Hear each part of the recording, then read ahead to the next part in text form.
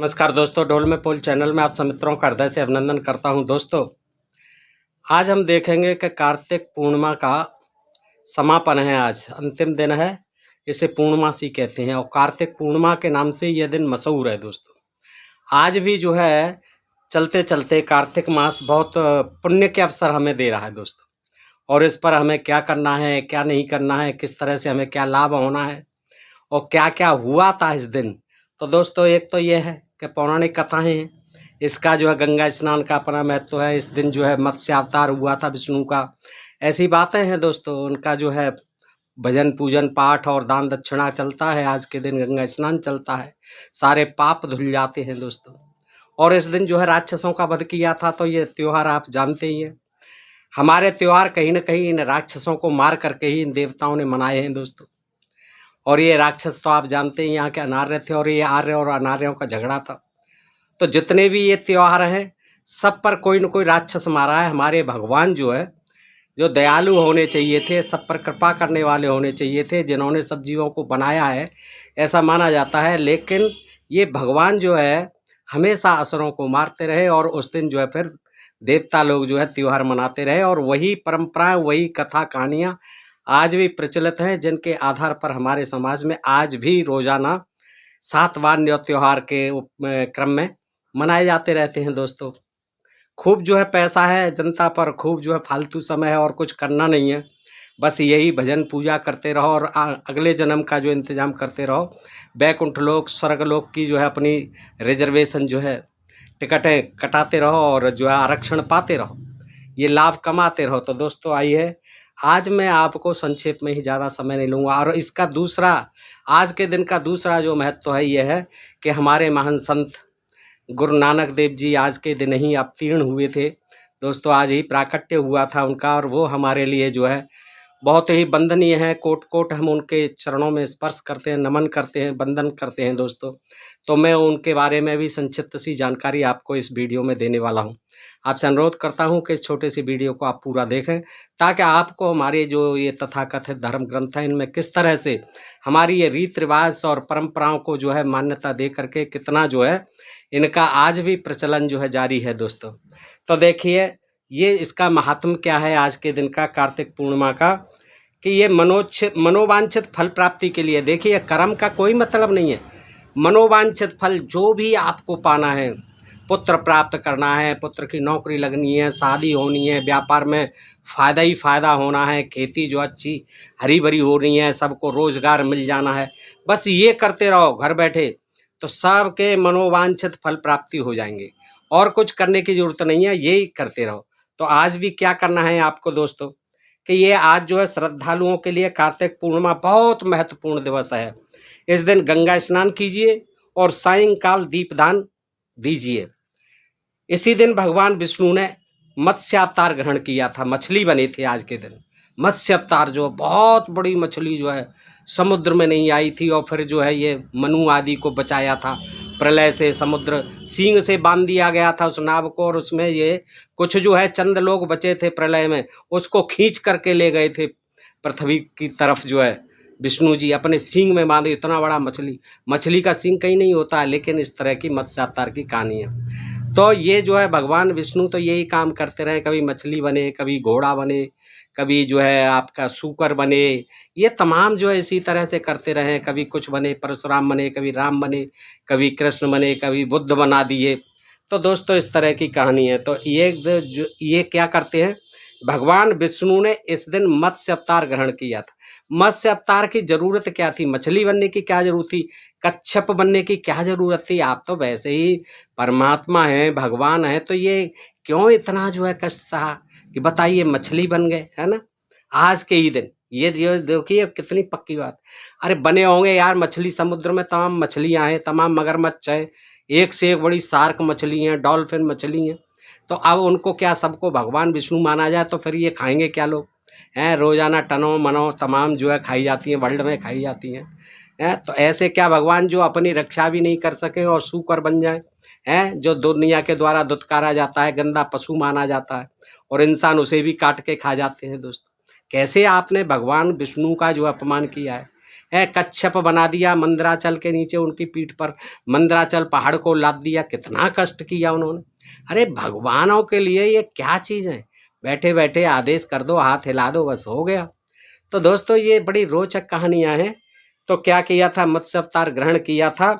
ऐसा माना जाता है कि इसी दिन सोनपुर में, ऐसा माना जाता है, कोई प्रामाणिक बातें नहीं है ये, ऐसा माना जाता है कि इसी दिन सोनपुर में गंगा गंडकी के संगम पर गज और ग्राह का युद्ध हुआ था। देखिए ये, और एक गज और ग्राह का युद्ध हुआ था। पैर पकड़ लिया था उसने, पानी पीने गया था हाथी, और उसके पैर को पकड़ करके खींचने लगा। देखिए हाथी को कभी नहीं खींच सकता है, उसको खींचने लग गया और फिर बीच में ले गया, वहाँ जा करके डूबने लगा। केवल थोड़ी सी सूंड रह गई, तिलभर सूंड रही जल ऊपर, तब हरे नाम समारी। तो प्रभु जी आ गए लेकर के गरुड़ की सवारी, और उनको मार दिया, गजराज उसको, मगर को मार दिया, घड़ियाल को। तो दोस्तों इस तरह की कहानी है। उस पर इतना जो है, ये मगर जो है उस पर इतना उन्होंने प्यार किया कि तुरंत जो है चले आए। और आज तमाम इंसानों को मार दिया जाता है, तमाम बहू बेटी स्त्रियों के साथ, माता बहनों के साथ बलात्कार कर देते हैं ये दुष्ट लोग जो है। और जहाँ धार्मिक कर्मकांड चलते हैं वहाँ होता है, तो वो क्यों नहीं बन करके आते आज जो है, एक गज को बचाने, उसको बचाने के लिए, गज को, हाथी को बचाने के लिए और मगर को मारने के लिए तो आ गए। ये एक कहानी बना दी गई है और युगों युगों से चली आ रही है और आगे भी चलती रहेगी। कोई ये नहीं पूछता कि भाई आज कहाँ चले गई ये सब। आज इतने अत्याचार हो रहे हैं, मगर तो छोड़ो, आज जो है मनुष्यों पर इतने अत्याचार हो रहे हैं, इनके भक्तों पर अत्याचार हो रहे हैं, उनको बचाने क्यों नहीं आते। इसका मतलब ये सब काल्पनिक कहानियां हैं दोस्तों। आइए, तो कहाँ हुआ था, सोनपुर में गंगा गंडकी के संगम पर गज और ग्राह का युद्ध हुआ था। गज की करुणामयी पुकार सुनकर, देखिए हाथी की करुणामयी पुकार। अरे हाथी की करुणामयी पुकार स्वयं गणेश जी हैं, वो तो हाथी कहते हैं, ब्रह्मा नहीं गणेश है, अब वो हाथी नहीं गणेश है, ब्रह्मा विष्णु महेश है। तो हाथी पर ऐसी क्या आपत्ति आ गई कि वो, और वैसे भी आप सोचो कि कोई छोटा मोटा जानवर होता, बकरी आदि, पशु पानी पीने गई गाय आदि, तो मान लेते, लेकिन वो हाथी को कैसे खींच पाएगा, कभी नहीं खींच पाएगा। मगर में इतना ताकत नहीं होती कि हाथी के विशाल शरीर को खींच ले जाए, लेकिन ये बना दी। और फिर विष्णु जी देखिए कितने मददगार, तुरंत आ गए थे, और आज बिल्कुल नहीं आते। कहते हैं इसी दिन भगवान शंकर ने, कहते हैं, कही हुई बातें हैं सब, कहते हैं मैं भी कुछ कह दूं। कहते हैं कि इसी दिन भगवान शंकर ने त्रिपुर नामक राक्षस को भस्म किया था। किसको भस्म किया था? त्रिपुर नामक राक्षस को।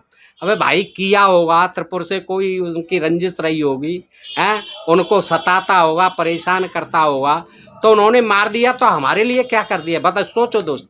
कभी मानते हैं ऐसा, बताते हैं ऐसा, क्या पता है, कोई पुष्टि नहीं है। और फिर मार भी दिया तो क्या उन्होंने कर लिया? भगवान थे वो, सबको ही मारते रहते थे, हैं। तो त्रिपुर को मार दिया, त्रिपुरासुर को मार दिया, तो क्या किया? त्रिपुरासुर को वृत्र ने, इंद्र ने मारा था, तपस्या करते हुए मारा था, है। तो ये जो है कहते हैं कि इस दिन राक्षस को भस्म किया था भगवान शंकर ने, है। भगवान शंकर पर भी कोई काम नहीं था, वो सबको भस्म कर देते थे। तब इसको किया था, ठीक है भाई किया होगा, लेकिन हमें क्या खुशी, मारा तो एक आदमी ही गया ना। अब आदमी की हत्या कहीं भी की गई हो, चाहे वो कितना ही बुरा सा रहो, आज कानून का राज है। बुरे से बुरे आदमी को भी बहुत दिनों तक उसे छूट दी जाती है अपने बचाव में कहने के लिए, तमाम जो उसे, लेकिन वहाँ तो कोई छूट नहीं थी, कोई प्रावधान नहीं था, तुरंत मार देते थे। तो विष्णु ने देख, भगवान शंकर पहुँचे और वृत्रासुर को मार दिया, त्रिपुरासुर को, ये सॉरी त्रिपुरासुर को मारा है, त्रिपुरासुर को मारा है, जिसका कि त्रिपुर नगर था, उसमें रहता था, उसको भस्म किया था। इसी दिन शिव के प्रकाश स्तंभ के प्रसाद से, शिव के प्रकाश स्तंभ प्रसाद से दुर्गा रूपिणी पार्वती महिषासुर का वध करने हेतु शक्ति अर्जित कर सकी थी। आज के ही दिन सारे काम हुए। आज के ही दिन महिषासुर को मारा, पार्वती ने तैयार हुई, अर्जित कर सकी शक्ति जो है। इन्हीं कारणों से हिंदुओं के लिए सभी पूर्णिमाओं में कार्तिक पूर्णिमा विशेष रूप से पवित्र मानी जाती। अब इसमें मारा काटी हो रही है भाई, कहीं भी हो मारा काटी, आज इजराइल में और उसमें फ़लस्तीन में हो रही है मारा काटी, तो इसकी कौन तारीफ कर रहा है? मारा काटी किसी की भी नहीं होनी चाहिए, युद्ध तो होना ही नहीं चाहिए। और भगवान का काम युद्ध नहीं कराना है, लेकिन हमारे भगवान है कि युद्ध कराते हैं और खून खराबा कराते हैं। कृष्ण ने जो है दोनों ओर से तमाम अक्षौहिणी सेनाएं मारी गई कौरव पांडवों की। अरे उनके होते हुए आपने कैसे मरने दिया? आपने कौरवों को बस में नहीं कर पाए, कृष्ण भगवान होते हुए। तो दोस्तों इस तरह की ये कथा कहानी जरा बेजा लगाओ, सोचो कि आपने यही काम किए। कुछ दिन पुण्य के काम होते हैं कि जनता को इतने जो औषधालय बनवाए, पहले भी स्वास्थ्य खराब होता था, उस समय भी चिकित्सालयों की जरूरत थी, स्कूल बच्चों के लिए शिक्षा के लिए खुलवाए, सड़कें बनवाई और कोई आविष्कार कराए। तमाम जो आजकल जो हो रहे हैं आविष्कार, ये मोबाइल है देखिए, तमाम जो लैपटॉप कंप्यूटर आदि का, तो कुछ तो ऐसा कराते जिससे जनता को, अब तुम अपने स्वार्थों के लिए मारते रहे हैं। राम ने अपने स्वार्थ के लिए रावण को मारा, हमें क्या मिला? आम जनता को उससे क्या फायदा हुआ? तमाम खून खराबा, इधर से बंदर मारे गए, तमाम लोग इधर के हमारे मत तरफ के मारे गए, तमाम लोग वहां के मारे गए, केवल खून खराबा हुआ और केवल सीता के कारण हुआ, उनका व्यक्तिगत स्वार्थ था राम का। इससे जनता को क्या भला? इन भगवानों ने जनता को क्या दिया है? श्री कृष्ण इसी तरह से मरवाते रहे, सारे कौरव पांडव मरवा दिए, उनके खास रिश्तेदार थे। तो इन भगवानों ने कभी दया की किसी पर, किसी की रक्षा की, ऐसा कोई उदाहरण नहीं मिलता। तो दोस्तों क्या किया जाता है? इसीलिए इस पूर्णमासी को आज विशेष पवित्र माना जाता है। इसी दिन लोग गंगा स्नान करके अपने पापों से मुक्ति प्राप्त करते हैं। बताइए, ऐसा कहीं हो सकता है कि आदमी दिन भर पाप कर्म करे है और हिंसा करे, पाप कर्म करे, बुरे कर्म करे और फिर जाकर के डुबकी लगा ले आज के दिन सारे पाप धुल गए? ऐसा नहीं हो सकता। किसी गंगा में नहाने से, किसी कुएं पर नहाने से, किसी नदी तालाब पोखरे में नहाने से किसी के जो किए हुए कर्म है वो कभी नष्ट नहीं होते, कभी पाप नहीं धुलते हैं। लोगों ने ऐसी धारणा बना रखी है कि साल भर कितने ही पाप करो, जाओ एक दिन जो है हरिद्वार में डुबकी लगाया हो कहीं गंगा जी में जाकर, सब पाप पवित्र आत्मा हो गए, धर्मात्मा हो गए। ऐसा नहीं होता है दोस्तों। ये इन्होंने ही अपने पाप छुपाने के लिए, अपने ही पाप धोने के लिए ये सारी मनगढ़ंत कथाएं चला दी हैं दोस्तों। गंगा में नहाना कोई बुरी बात नहीं है, शीतल जल होता है, अच्छा जल है। आप जाइए, पर्यटन के उद्देश्य से जाइए, मैं भी गया हूँ, जाता रहता हूँ हरिद्वार, बहुत आनंद आता है। ऋषिकेश पवित्र जल है, वहाँ हिमालय से आता है। तो देखिए उसकी जो है जड़ी बूटियों का भी जल होता है वहाँ पर, लेकिन अब तो वहाँ भी प्रदूषण है। वहाँ भी जो है सीवर नाले जो है गंगा जी में खोल रखे हैं और वहाँ तक पहुँचते पहुँचते तो बंगाल की खाड़ी पता नहीं नाला जैसा ही रह जाता है, गंदा पानी आचमन लायक भी नहीं रहता है। तो उसको भी ये धर्म कर्म परंपराओं के नाम तमाम जो उसमें दिए चढ़ाए जाते, फैला पत्तों के बनाए हुए, क्यों मतलब है इसका? पर तमाम जो हवन सामग्री, तमाम मूर्तियों का विसर्जन हमारी इन पवित्र नदियों में होता है। तो धर्म को ये काम नहीं करना चाहिए। धर्म को एक तरफ कहते हो गंगा बड़ी पवित्र है, यमुना बड़ी पवित्र है, लेकिन ये जितने भी होते हैं मूर्ति विसर्जन वगैरह, ये सामग्री वगैरह का लोग जानबूझ के वहीं फेंकते हैं, उन्हीं में फेंकते हैं, सब बहा दिए जाते हैं। शवों को जो है माना जाता है कि उसमें उनकी अस्थियां विसर्जित की जाती हैं। तो दोस्तों उनको हम पर्यावरण को खुद उनको अपने पापों से, अपने कुकृत्यों से गंदा कर रहे हैं। वो तो प्राकृतिक चीज़ थी, उनको भी गंदा कर रहे हैं। तो हमारे पाप कहाँ धुल जाएंगे उसमें जाके? तो और हमारे जो है ऊपर जो है तमाम बैक्टीरिया लग जाएंगे, तमाम जो है हमारे खाज खुजली हो जाएंगी जब हम गंगा के पानी को प्रदूषित करेंगे दोस्तों। और वो आकाश दीप जलाते हैं, विद्या के प्रकाश का बोध कराते हैं। इस पूर्णिमा के गंगा स्नान करने से मनुष्य के सभी पाप धुल जाते हैं। देखिए ऐसा कभी नहीं होता है, ये गलत फहमी है, लोगों में गलत फहमी पैदा की गई है कि गंगा में नहाने से पाप धुल जाते हैं। अच्छा, इसका पूजन विधि विधान सुन लो।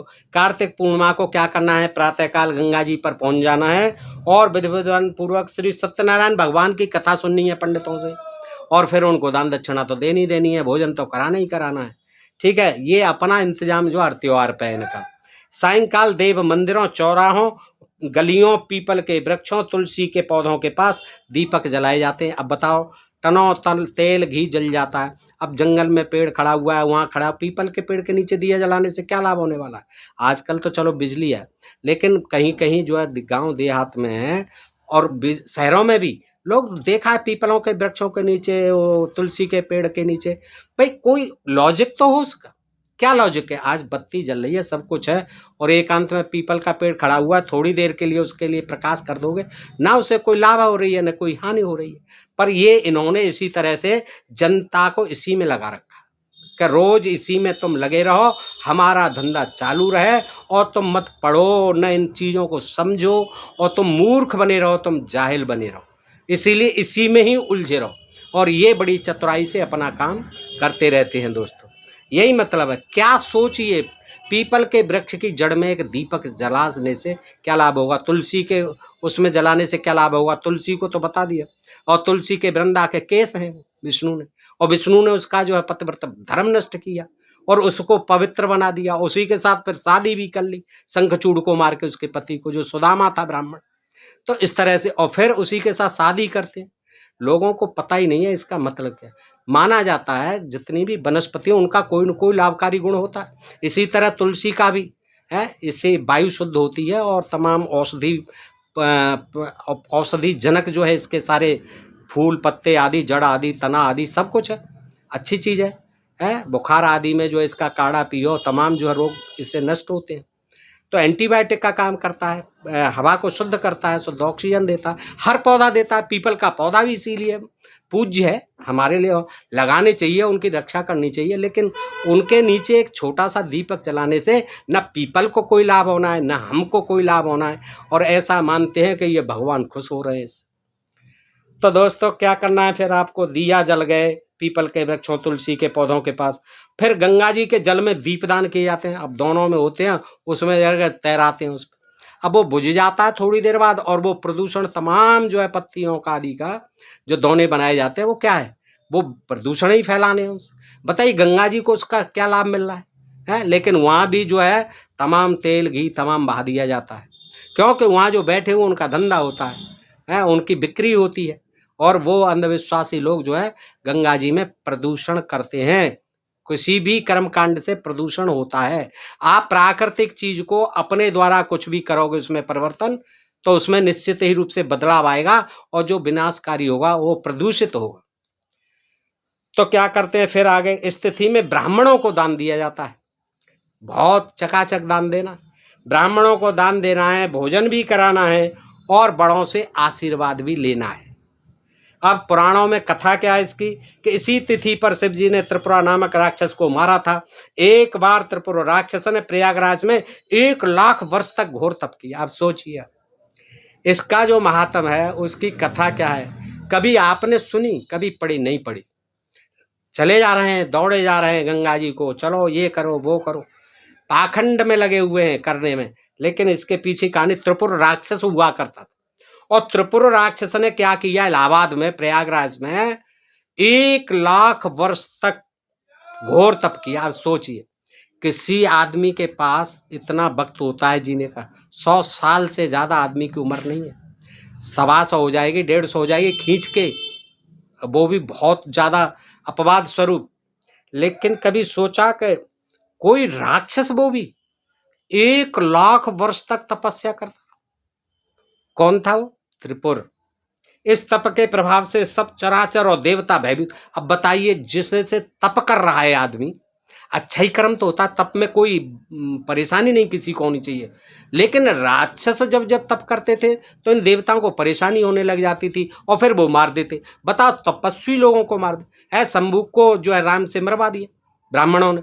अरे ये शूद्र कैसे तपस्या कर रहा है, ये तो हमारे विधान में ही नहीं है, ये तो जो अधर्म कर रहा है, ये पाप कर रहा है, धर्म को संकट में डाल रहा है, तो उसको मरवा दिया। इसी तरह से देखिएगा कि त्रिपुर राज जो है हमारे, वो कर रहे हैं बेचारे, 1,00,000 तक तपस्या कर रहे हैं। अब तपस्या भी किसकी करते थे? ब्रह्मा विष्णु महेश, इन तीनों की तपस्या करते थे। इस तप के प्रभाव से सब चराचर और देवता भयभीत होते। क्यों भयभीत होते भाई? तुम पर क्या आफत आ रही है? तुम भी तो तपस्या ही करते हो, और वो तुम्हारी तो तपस्या कर रहा था 1,00,000 वर्ष से। बताइए, अंत में सभी देवताओं ने मिलकर एक योजना बनाई कि अप्सराओं को भेजकर उसका तप भंग करवा दिया जाए। बताइए, और इन पर कोई शक्ति नहीं होती थी, अप्सराएं इनकी शक्ति होती थी, महिलाएं इनकी शक्तियां होती थी, उनको ही भेज देते थे, उन्हीं से मरवाते थे। जैसे महिषासुर को मरवा दिया उस देवी को भेज के, तो उन्होंने क्या कहा, अप्सराएं भेजते थे। चाहे कोई विश्वामित्र तपस्या कर रहा है तो मेनका को भेज दिया, और कोई ऋषि कर रहा है, तमाम अप्सराएं चली जाती थी इनकी। इंद्र के पास काम यही था। अप्सराएं क्या, ये विषकन्याएं होती थी, सुंदर सुंदर होती थी। इन पर जो है जो तपस्या करने वाला होता था, इनके छुम छुम रुन झुन बजती थी जब पायल और नाचने लग जाती थी, तो उनका जो है ध्यान टूट जाता था, तपस्या भंग हो जाती थी और उसके साथ वो लिप्त हो जाते थे। तो ये हुआ, तो उन्होंने क्या सोचा कि भाई ये तो त्रिपुर जो है बड़ा बदमाश है, असुर होते हुए, राक्षस होते हुए 1 लाख वर्ष से तपस्या कर रहा है, ये क्या करना चाह रहा है, इसका विधान ही नहीं है, इसका तो है, असुर जो है अनार्य होते हैं, शूद्र होते हैं। तो उन्होंने कहा कि भैया ऐसा है कि इसका वैसे तो हमसे मारा नहीं जाएगा, भाई भेजो कोई अप्सरा है। तो उर्वशी आदि जो है तमाम है, घृताची वगैरह बड़ी बड़ी सुंदर थी, तो वो कोई जो है क्या कर दिया जाए, भेज दिया जाए। पर उन्हें तमाम भेजी, लेकिन वो कहाँ, वो तो भाई तपस्या में लगा हुआ 1 लाख साल तक। यह देखा आखिर में ब्रह्मा जी, हाँ वो बोले, ब्रह्मा जी जो है वरदानी थे, उन पे काम था असुरों को वरदान देना, और विष्णु और शंकर जी का काम था उनको मारना। तो ब्रह्मा जी पहुंच गए उसके पास और उससे, बेटा छोड़ तू, अब 1 लाख साल हो गए, आज तू मुझसे वर मांग ले। अपना पहुंच गए जो है हंस पे चढ़ के। हाँ, तो उससे कहा कि बेटा वर मांग, बहुत हो गया, 1 लाख वर्ष हो गया। उसने मनुष्य और देवताओं द्वारा न जाने का वरदान मांग लिया। देखिए वो भी क्या बेचा, मैं न देवताओं द्वारा मारा जाऊं न किसी मनुष्य के द्वारा, ऐसा वरदान दे दो ब्रह्मा जी अगर आप देना ही चाहते हैं। तो ब्रह्मा जी के इस वरदान से त्रिपुर तीनों लोकों में निर्भय होकर ब्रह्मा जी ने तथास्तु कह देते, एवमस्तु, ऐसा ही होगा। तो देवताओं द्वारा न मारने जाने का वरदान मांग लिया, निर्भय होकर के घोर अत्याचार करने लगा। यानी अत्याचार क्या होते थे, वो अपना राजपाट करने लगा। अब देवताओं को परेशानी हो जाती, क्योंकि वो यज्ञ हवन आदि बंद कर देते थे, उनमें पशु बलि को बंद कर दिया जाता था, इनकी दान दक्षिणा बंद कर दी जाती थी ब्राह्मणों की, आर्यों की, इसीलिए इनसे परेशान होते थे। तो वो कहते थे कि भाई इंद्र जो है संभालो, अब हम तो मरे भूखे।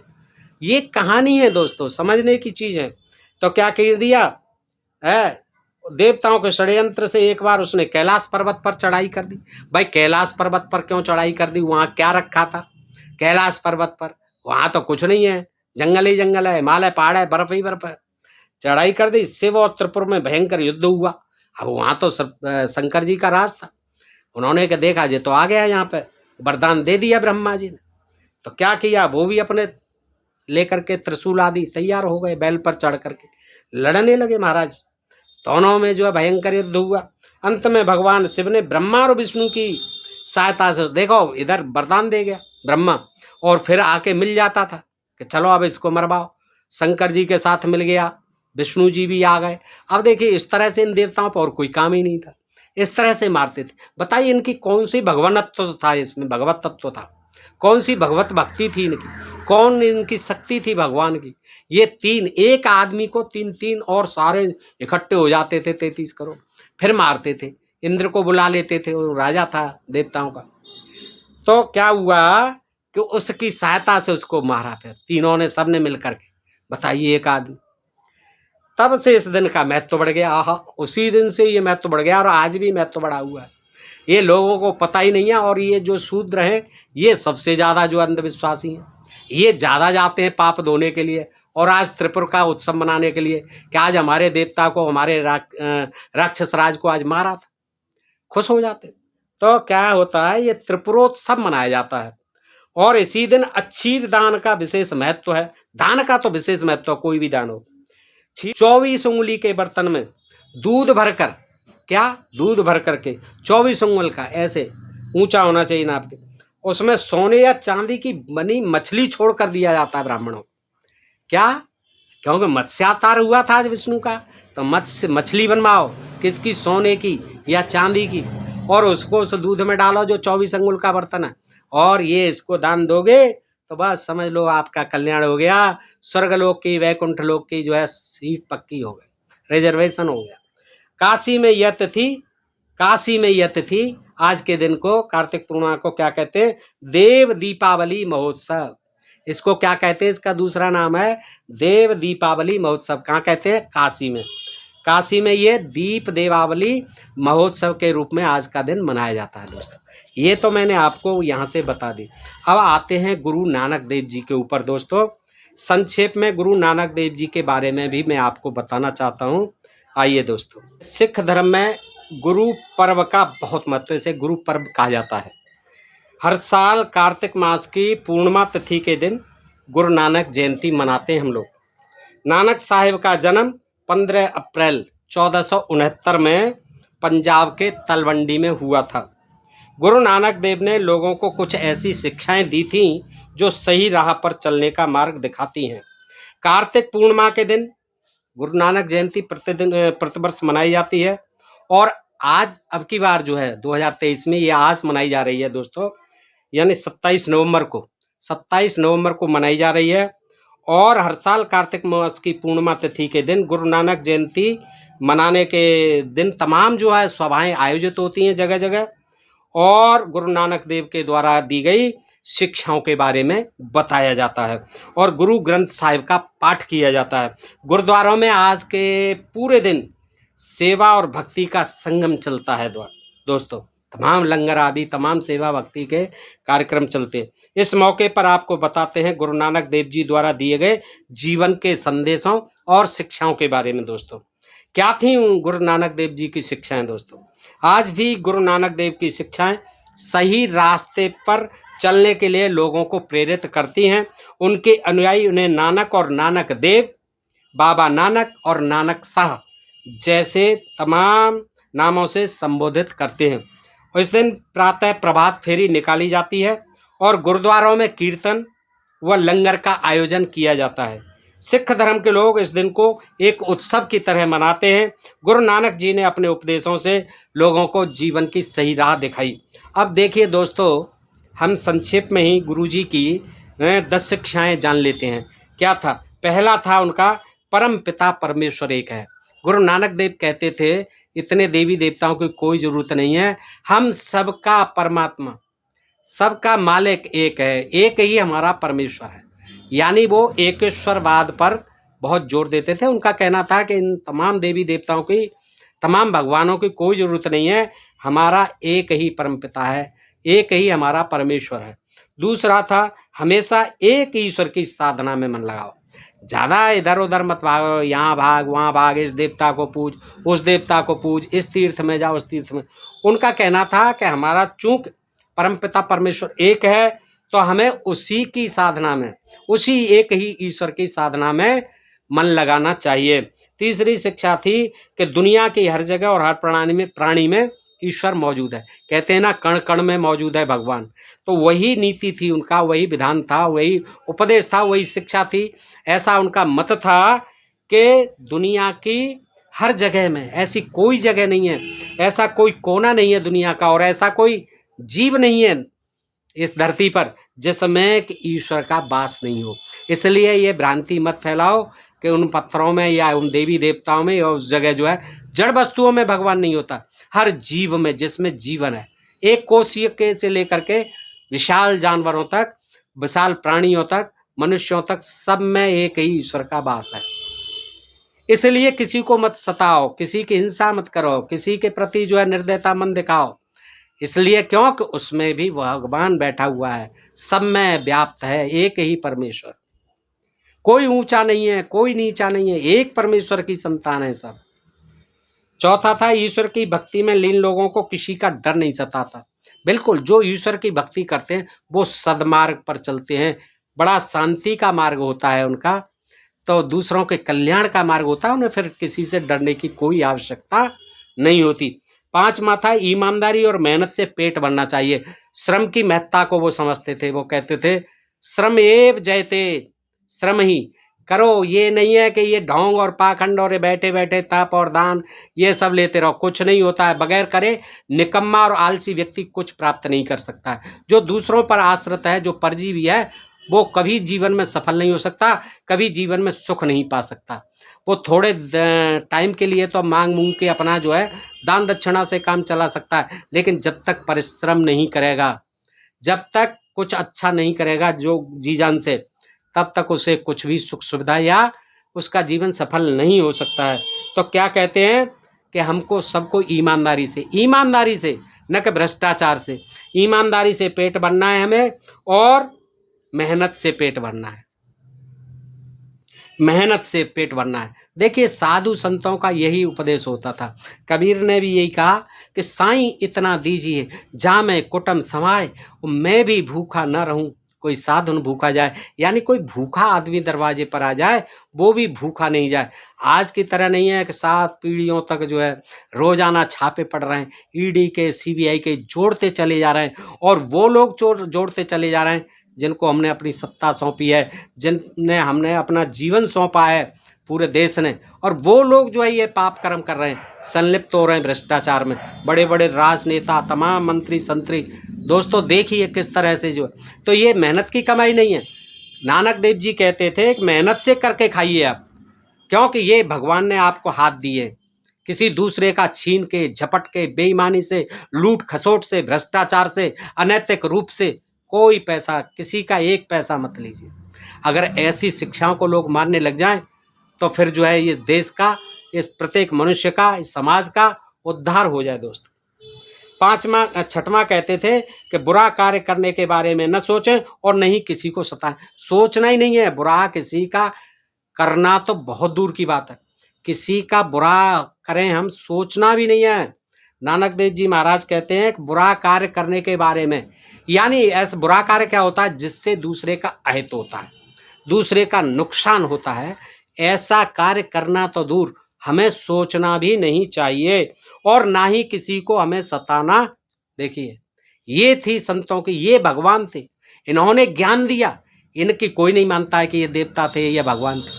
है कितने महान संत हुए कि कितना अच्छा रास्ता दिखाया मानवता के कल्याण के लिए, लेकिन इनको लोग नहीं मानते। इनको जाति पाति के कटघरे में, धर्म और मजहब के कटघरे में लोग मानते हैं, जानते हैं, और इनकी पहचान जो वही बना दी गई है, और एक घेरे में जो है लेकर के इनको जो है तिरस्कृत किया जाता है, इनका जो है कोई सम्मान नहीं किया जाता है। होना तो ये चाहिए कि ये महान देवता, ये हमारे भगवान, ये हमारे महान संत, हमारे मार्गदर्शक, हमारे पथ प्रदर्शक, हमारे गुरु, इनको जो है हमें मानना चाहिए। इनकी शिक्षाओं को प्रति समय प्रतिपल अपने दिमाग में रखना चाहिए, ताकि हम किसी के बारे में बुरा करना तो दूर, बुरा सोच नहीं सकें। किसी के प्रति जात पात, ऊंच नीच, भेदभाव, छुआछूत न बरतें। और हमारा धर्म है कि सारे यही चीज़ें सिखाई जाती हैं, सारे धर्म ग्रंथों में यही लिखा हुआ है। लेकिन हमारे ये धर्म गुरु देखिए कितने महान थे दोस्तों, कि इन्होंने जो है इस तरह की हमें रास्ता दिखाई। आगे देखते हैं। आगे क्या है, ये 7वां है कि हमेशा खुश रहना चाहिए। क्या? हमको हमेशा, प्राणी को खुश रहना, जिस हाल में भी है, कितना ही आपदा आ जाए, लेकिन अपना धैर्य मत खो, अपना आत्मविश्वास को मत खो, जियो, जोश रखो, उत्साह रखो। कब? जब दुख की घड़ी आए तब। दुख तो आता ही रहेगा, सुख भी आएगा, सुख और दुख का जोड़ है। रात होगी तो दिन होगा, अंधेरा होगा तो प्रकाश होगा। इसलिए कभी अगर आपके पास दुख भी आए तो गुरु नानक देव जी महाराज कहते हैं आप हर हालत में खुश रहिए, और ईश्वर से सदा अपने लिए क्षमा याचना करते रहें कि भगवान मुझसे कोई ऐसा अपराध नहीं हो जाए, वाणी के द्वारा, अपने कर्म के द्वारा, मन वचन के द्वारा, कि किसी को बुरा लगे, किसी को ठेस पहुंचे, मेरे शब्दों से किसी की हिंसा हो किसी के प्रति, ऐसा हम कभी नहीं करें। और यदि भूल से कहीं हो भी जाए तो तुरंत अपने भगवान से क्षमा याचना भी करें कि प्रभु हमें माफ़ करो। 8वां है मेहनत और ईमानदारी की कमाई में से ज़रूरतमंद की सहायता करें। देखिए इंसान की मदद करे, गरीबों की मदद करे, पशुओं की मदद करे, पशु पक्षियों की मदद करे, सबकी मदद करे। कौन? अगर कोई मेहनत से कमा रहा है, ईमानदारी की कमाई है, उसमें से भी कुछ परसेंट निकाले दूसरों के लिए, जो ज़रूरतमंद हैं, जो बीमार हैं, जो विकलांग हैं, जो बेसहारा हैं, जो वृद्ध हैं, उनकी मदद करे, अवश्य करे। देखिए कितनी महान शिक्षाएं थी। 9वां कहते हैं सभी को समान नजरिए से देखें, सब स्त्री पुरुष समान है। बाबा तुलसीदास की तरह नहीं, ढोल गमार शूद्र पशुनारी सकल ताड़ना के अधिकारी, सबको ही ताड़ना का अधिकारी बता दिया। लेकिन हमारे गुरु नानक देव जी महाराज कहते हैं कि हम किसी को ऊंचा, किसी को नीचा, किसी को छोटा, किसी को बड़ा, किसी को छूत, किसी को अछूत, किसी को कमज़ोर, किसी को ताकतवर, किसी को पैसे वाला, किसी को निर्धन, ये कुछ इस नज़रिए से नहीं देखें, सबको एक नज़रिए से देखें। क्यों? सभी इंसान एक समान है, कोई न छोटा बड़ा बन के आता है, न कोई निर्धन और रंक और राजा बन के आता है, सब यहीं पर पैदा होता है। सबको एक समान से देखिए, एक नज़रिए से देखिए। और 10वां कहते हैं कि भोजन शरीर को जीवित रखने के लिए आवश्यक है, परंतु लोभ लालच के लिए संग्रह करने की आदत बुरी है। ये लोभ लालच करना कि मेरा तो हो गया, अब मैं 10 पीढ़ी का इंतजाम करके मरूं, है तमाम लूट खसूट, इसको दबा उसको दबा, तमाम योजनाओं का पैसा का भ्रष्टाचार, जनता परेशान है। कहीं पेंशन को लोग खा जाते हैं, वृद्धों की, तमाम विकलांगों की, कुछ न कुछ ऐसा हो रहा है, तमाम राशन को खा जाते हैं, जिनको मिलना चाहिए था उनकी दवाइयाँ खा जाते हैं, उनको सुख सुविधाएं नहीं मिल रही हैं, और भ्रष्टाचार हो रहा है। दुनिया का कोई काम नहीं होता लोगों का जब तक वो लेन देन नहीं करता, रिश्वतखोरी नहीं करता है। तो ये हमारे देश में आज अगर गुरु नानक देव जी महाराज की शिक्षाएं मानी जाती तो ये किताब नहीं होता, क्योंकि उन्होंने साफ कहा कि हम भोजन के लिए नहीं बने हैं, भोजन हमारे लिए बना है। हम मनुष्य को जो है जीने भर के लिए भोजन करना चाहिए, न कि मनुष्य को भोजन के लिए जीना चाहिए। उनका कहने का मतलब ये था, भोजन शरीर को चूंकि जीवित रखता है इसलिए हमें उतना ज़रूर खाना है ताकि हम जीवित रह सकें। बाकी ये 7 पीढ़ी के लिए इंतजाम करके रख के मर जाना, ये इसका कोई लाभ नहीं होना है। तुम्हारे साथ जो कुछ भी नहीं जाना है, सब यहीं रह जाएगा, और फिर पता नहीं उस पैसे का क्या दुरुपयोग हुआ, वो आपकी संतानों का किस तरह से संस्कार खराब करेंगे, वो भी जो है आलसी हो जाएंगे, निकम्मे हो जाएंगे, और उसे बैठे बैठे चट कर जाएंगे, वो कुछ नहीं होगा। तो इस तरह से ये जो है गुरु नानक महाराज की शिक्षाएं थी दोस्तों। मैं संक्षेप में ही रखता हूँ इस वीडियो को, और संक्षेप में ही ये बड़ा आपके लिए उपयोगी सिद्ध हो सकता है अगर आप गुरु नानक देव जी महाराज की शिक्षाओं को माने। आज इसी के साथ हमको उनको कोट कोट वंदन करते हैं, उनको नमन करते हैं, और हम संकल्प लेते हैं कि गुरु नानक देव जी महाराज की जो हमारे लिए उपयोग की बहुत ही शिक्षाप्रद शिक्षाएं हैं, हम उन पर चलने का प्रयास अवश्य करें। दोस्तों बताइए ये जानकारी आपको कैसी लगी? अच्छी लगी हो तो अपने मित्रों में अधिकाधिक शेयर करें। दोस्तों अपने प्रिय चैनल ढोल में पोल को सब्सक्राइब करते रहें। फिर मिलते हैं ऐसे ही किसी प्रसंग के साथ अगले वीडियो में। तब तक के लिए आप सब मित्रों का हृदय से आभार, नमस्कार, जय भारत, जय इंडिया दोस्तों।